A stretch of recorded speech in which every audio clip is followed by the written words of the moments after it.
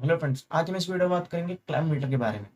Clamp metre कैसे use करते हैं, उसके फंक्शंस के बारे में जानेंगे और उससे एम्पियर कैसे चेक करते हैं, वोल्टेज कैसे चेक करते हैं और कंटिन्यूटी कैसे चेक करेंगे। इस वीडियो में हम फुल प्रैक्टिकल करके देखेंगे आज। फ्रेंड्स, वीडियो को एंड तक ज़रूर देखें। सो फ्रेंड्स, बिना किसी देरी के वीडियो को स्टार्ट करते हैं। तो दोस्तों हमारे पास है मासटेक का एक डिजिटल क्लैंप मीटर।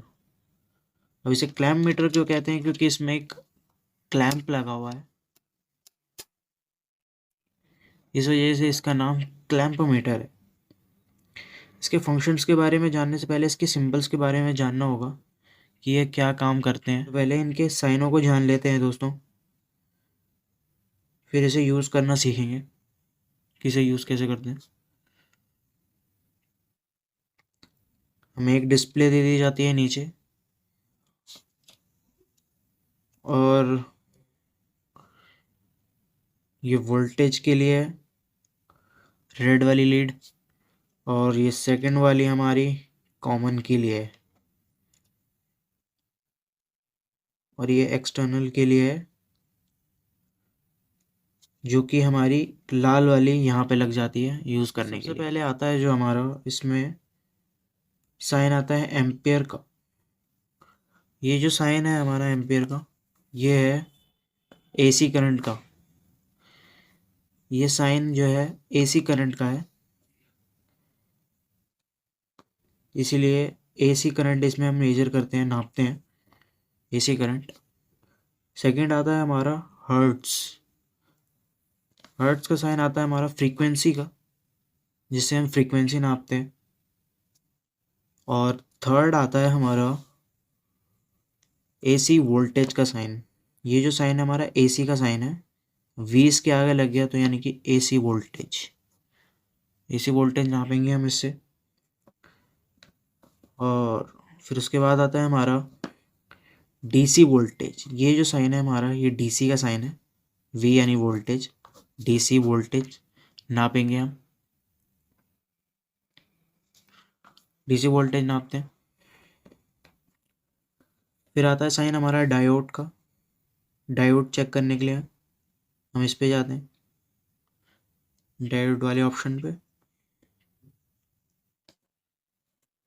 फिर आता है हमारा ओम का साइन, जिससे हम रेजिस्टर की रेजिस्टेंस नापते हैं। उसके बाद आता है हमारा कंटिन्यूटी। जब हम कंटिन्यूटी चेक करते हैं किसी की, कैसे चेक करना है वो भी हम आगे वीडियो में देखेंगे। जब हमें कंटिन्यूटी चेक करनी होती है तो हम कंटिन्यूटी चेक करने के ऑप्शन पे जाते हैं। इसको, ये तो हमारा ओम का साइन है। हमें जब एसी करंट नापना होता है कितने एम्पियर है, तो हम इस वाले ऑप्शन पे जाते हैं 200 से कम। 200 से कम अगर हमें एम्पियर नापना है, एसी एम्पियर, एसी करंट का एम्पियर, तो 200 पे हम इसे रखते हैं। तो अब हम इसमें एक एम्पियर चेक करेंगे एक मोटर का, तो इसे हम पहले एम्पियर पे सेट कर लेते हैं। एम्पियर पे हमने इसे सेट कर लिया। ये हमारी मोटर का एक स्विच है, इसे मैं ऑन कर लेता हूँ और इसके दोनों तारों पे एक और क्लैंप लगाता हूँ, एक एक तारों पे। अब मैं इसका एम्पियर देखता हूँ, दी आ रही है 2.3 एम्पियर। अब मैं इसके दूसरे तार पे फिर से लगाता हूँ, दूसरे तार पे। अब इसका एम्पियर चेक करता हूँ तो ये भी 2.4 एम्पियर आ रही है, लगभग इसी के आसपास ही है।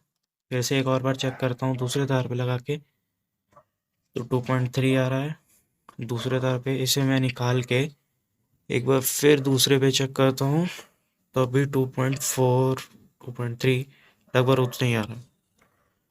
तो इस तरीके से हमने एक मोटर का लोड चेक करा कि कितने मोटर लोड रह रही है, कितने एम्पियर। फ्रीक्वेंसी नापनी होती है तो हम फ्रीक्वेंसी पे आते हैं, और हमें वोल्टेज एसी की नापनी होती है तो हम वोल्टेज पे आएंगे। 200 से नीचे नापनी है, 750 से। जब हम वोल्टेज नापनी होती है तो हम इस वाले ऑप्शन पे आते हैं। तो दोस्तों हम इससे एसी वोल्टेज चेक करने वाले हैं अब। तो मैं वोल्टेज चेक करके बताता हूँ। पहले तो हम इसको वोल्टेज पे सेट कर लेते हैं। जब हमने वोल्टेज पे सेट कर लिया है, अब ये 0 हो गया है। मेरे पास एक बोर्ड है जिसमें हम वोल्टेज चेक करेंगे। इसका स्विच मैं ऑन कर लेता हूँ पहले। स्विच मैंने ऑन कर लिया और फिर मैं इन दोनों पिनों को इस बोर्ड में लगाता हूँ। दोनों पिनों को मैंने बोर्ड में लगा दिया है कुछ इस तरीके से। स्विच हमारा ऑन है। अब हम वोल्टेज चेक करते हैं। तो हमारी जो वोल्टेज आ रही है 253 आ रही है। और इस स्विच को मैं ऑफ कर देता हूँ ऐसे। अब वो देखते हैं हम, तो ये 0 हो गई। एक बार फिर से मैं इसे ऑन करता हूँ स्विच को। 253 हो गई हमारी वोल्टेज। फिर से मैंने ऑफ कर दिया इसे, 0। फिर से मैंने वोल्टेज ऑन करी, 253 हो गई। तो इस तरीके से हमने वोल्टेज चेक करी इस बोर्ड में कि वोल्टेज कितनी आ रही है। फिर उसके बाद आता है हमारा डीसी वोल्टेज का।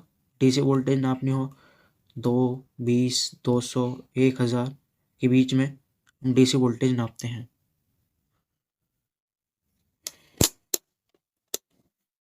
और ये डायोड का साइन है। डायोड चेक करने के लिए हम इस पे जाते हैं। कंटिन्यूटी चेक करने के लिए जब इस पर हम चेक लगाएंगे, सॉरी, जब इसमें हम सेट करेंगे इसे, तो हम कंटिन्यूटी चेक कर सकते हैं। ये मेगा ओम है, 2 मेगा। अब हम इससे कंटिन्यूटी चेक करेंगे, तो हम इसे कंटिन्यूटी पे सेट कर लेते हैं। ये हमने कंटिन्यूटी पे सेट कर लिया इसे। अब इसकी पिन उठाएंगे, ये बीप करेगी। जब इन्हें हम आपस में टच करेंगे सर्किट पूरा होगा। तो चेक करने के लिए मैंने एक छोटा सा तार का एक टुकड़ा लिया है, इसे हमें चेक करेंगे। इसे हम चेक करेंगे। तो एक तार हम इस पे लगाते हैं और एक पिन हम इस साइड लगाते हैं। देखते हैं ये साउंड करता है कि नहीं करता।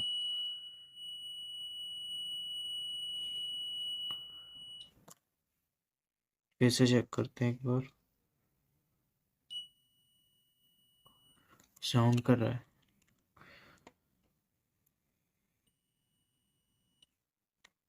दोस्तों मैंने एक छोटा सा टुकड़ा लिया था कंटिन्यूटी चेक करने के लिए। तो ये तो ठीक चल रहा है। ये आता है हमारा एक्सटर्नल यूनिट।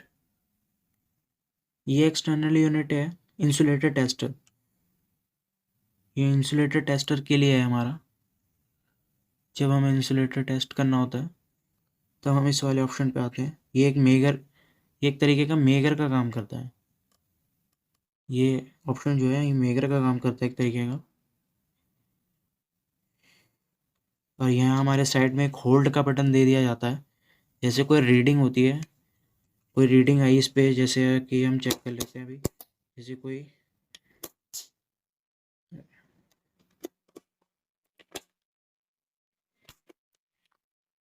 तो ये मैंने होल्ड कर दी। ये रीडिंग मैंने होल्ड कर दी जैसे ही आई। अब इसे मैं होल्ड का बटन जैसे ही प्रेस करूँगा तो ये 0 हो जाएगी ऑटोमेटिकली। ठीक है दोस्तों, इसे फिर से मैंने बटन दबा दिया तो ये यहीं होल्ड हो गई।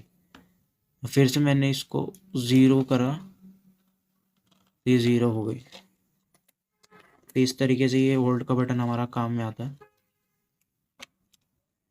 और क्लैम्प का यूज़ हम एम्पियर नापने के लिए किया जाता है कुछ इस तरीके से। तार में हम लगा देते हैं इसको।